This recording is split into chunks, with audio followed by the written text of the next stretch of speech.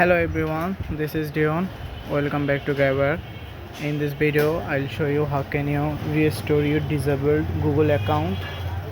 So Google Authority may disable your account for various reasons. One of my reason was I created my Google account from one country and I just gave those Gmail credential to my friend in another country.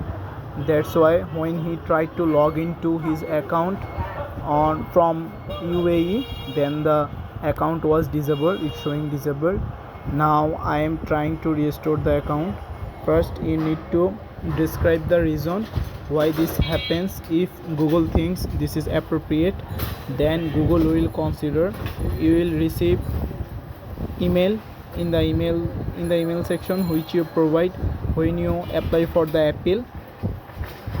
In your inbox in 2 to 4 days you will receive a mail if you can restore your account or not. If you can restore your account, you need to sign in onto that account, and Google will ask you to verify that account. If that verification is successful, Google will again re-enable your account.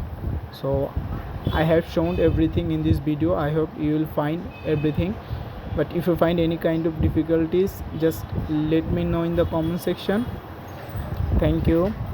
Have a nice day.